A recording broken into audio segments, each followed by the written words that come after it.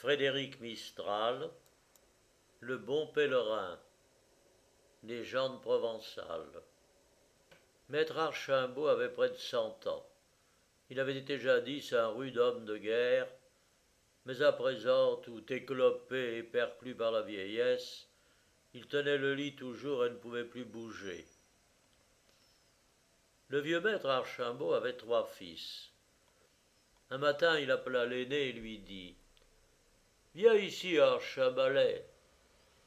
En me retournant dans mon lit et rêvassant, car va au fond d'un lit, on a le temps de réfléchir, je me suis remémoré que dans une bataille, me rencontrant un jour en danger de périr, je promis à Dieu de faire le voyage de Rome.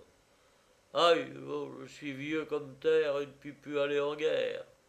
Je voudrais bien, mon fils, que tu fisses à ma place ce pèlerinage-là, car il me peine de mourir sans avoir accompli mon vœu. L'aîné répondit: Mais que diable allez-vous donc vous mettre en tête un pèlerinage à Rome, et je ne sais où encore? Allez, père, mangez, buvez, et puis, dans votre lit, autant qu'il vous plaira, dites des patenôtres. Nous avons, nous autres, autre chose à faire. Maître Archambault, le lendemain matin, appelle son fils cadet. Cadet, écoute, lui fait-il. En rêvassant et en calculant qu'en vois-tu au fond d'un lit on a le loisir de rêver, je me suis souvenu que dans une tuerie, me trouvant un jour en danger mortel, je me vouais à Dieu pour le grand voyage de Rome. Ah, je suis vieux comme terre, je ne puis plus aller en guerre, et je voudrais qu'à ma place t'ailles faire toi le pèlerinage promis. Le cadet répondit: Mais père, dans 15 jours va venir le beau temps. Il faudra labourer les chaumes, il faut cultiver les vignes, il faut faucher les foins. Notre aîné doit conduire le troupeau dans la montagne, le jeune est un enfant. Et qui commandera si je m'en vais à Rome fainéanté par les chemins? Allez, père, mangez, dormez et laissez-nous tranquilles. Le beau maître Archambault, le lendemain matin, appelle le plus jeune. Espérite, mon enfant, approche, lui fait-il. J'ai promis au bon Dieu de faire un pèlerinage à Rome, mais je suis vieux comme terre, je ne puis plus aller en guerre. Oh, je t'y enverrai bien à ma place, pour vrai, mais t'es un peu jeune, tu sais pas la route. Rome est très loin, mon Dieu, et si t'arrivais malheur. Mon père, j'irai, répondit le jeune. Mais la mère cria: Mais je veux pas que tu y ailles. Ce vieux radoteur, avec sa guerre, avec sa Rome, finit par donner sur les nerfs. Non content de grogner et de se plaindre de jeûne toute l'année durant, il enverrait maintenant ce bel enfant se perdre. Mère, dit le jeune, la volonté d'un père est un ordre de Dieu. Quand Dieu commande, il faut partir. Et Hespéride, sans dire plus, alla tirer du vin dans une petite gourde, mit un pain dans sa besace avec quelques oignons, chaussa ses souliers neufs, chercha dans le bûcher un bon bâton de chêne, jeta son manteau sur l'épaule, embrassa son vieux père qui lui donna force conseil, fit ses adieux à toute sa parenté et partit. Mais avant de se mettre en voie, il alla dévotement ouïr à la sainte messe. Et n'est-ce pas merveille qu'en sortant de l'église, il trouva sur le seuil un beau jeune homme qui lui adressa ces mots: Ami, n'allez-vous pas à Rome? Mais oui, dit Hespérite. Et moi aussi, camarade, si cela vous plaisait, nous pourrions faire route ensemble. Volontiers, mon bel ami.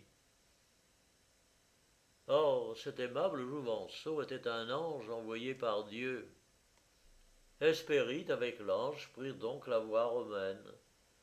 Et ainsi, tout gaiement, tantôt au soleil, tantôt à l'aiguille, en mendiant leur pain et chantant des cantiques, la petite gourde au bout du bâton, enfin ils arrivèrent à la cité de Rome. Une fois reposés, ils firent leurs dévotions à la grande église de Saint-Pierre, visitèrent tour à tour les basiliques, les chapelles, les oratoires, les sanctuaires et tous les piliers sacrés, baisèrent les reliques des apôtres Pierre et Paul, des vierges, des martyrs et de la vraie croix. Bref, avant de repartir, ils furent voir le pape, qui leur donna sa bénédiction. Et alors Hespérite, avec son compagnon, allèrent se coucher sous le porche de Saint-Pierre, et Hespérite s'endormit. Or, voici qu'en dormant, le pèlerin vit en songe ses frères et sa mère, qui brûlaient en enfer, et il se vit lui-même avec son Père dans la gloire éternelle des paradis de Dieu.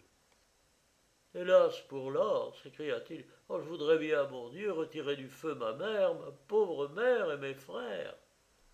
Et Dieu lui répondit, oh, tes frères, c'est impossible, car ils ont désobéi à mon commandement.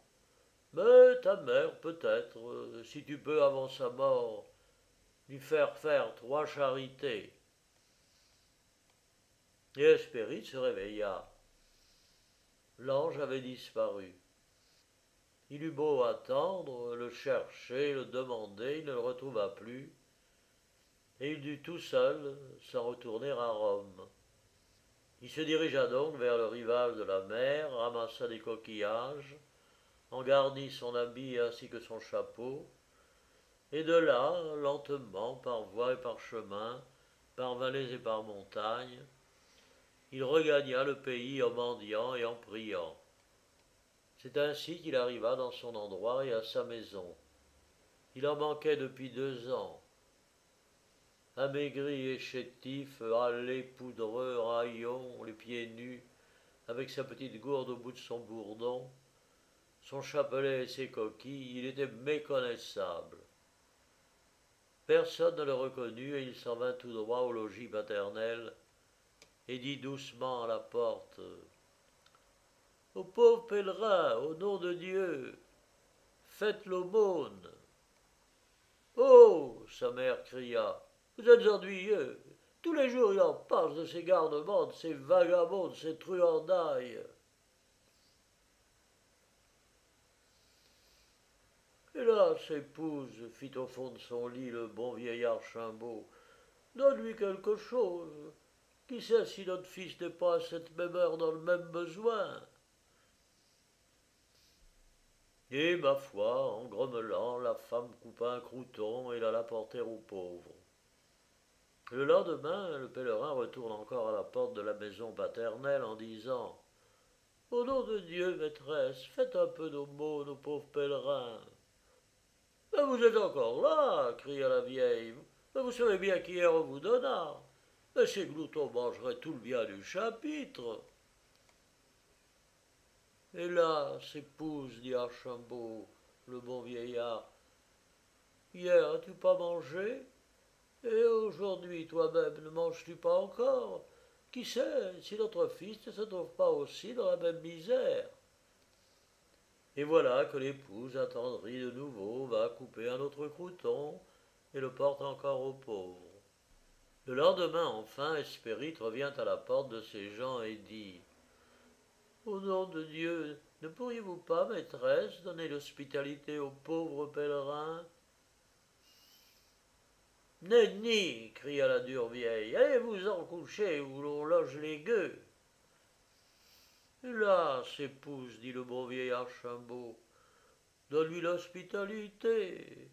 Qui sait si notre enfant, notre pauvre Hespérite, n'est pas errant à cette heure, à la rigueur du mauvais temps. Oui, tu as raison, dit la mère, et elle alla aussitôt ouvrir la porte de l'étable, et le pauvre Hespérite, sur la paille, derrière les bêtes, alla se gîter dans un coin. Au petit jour, le lendemain, la mère d'Hespérite, les frères d'Hespérite viennent pour ouvrir les tables. Les tables, mes amis, étaient toutes illuminées. Le pèlerin était mort, était roidi et blanc, entre 4 cierges qui brûlaient autour de lui. La paille où il gisait était étincelante. Les toiles d'araignée, luisantes de rayons, pendaient là-haut des poutres, telles que les courtines d'une chapelle ardente. Les bêtes de l'étable, les mulets et les bœufs, chauvissaient, effarés, avec de grands yeux pleins de larmes. Un parfum de violette embaumait l'écurie. et le pauvre pèlerin, la face glorieuse, tenait dans ses mains jointes un papier où était écrit « Je suis votre fils ». Alors éclatèrent les pleurs et tous, en se signant, tombèrent à genoux. Hespérite était un saint. L'almanach provençal de 1879.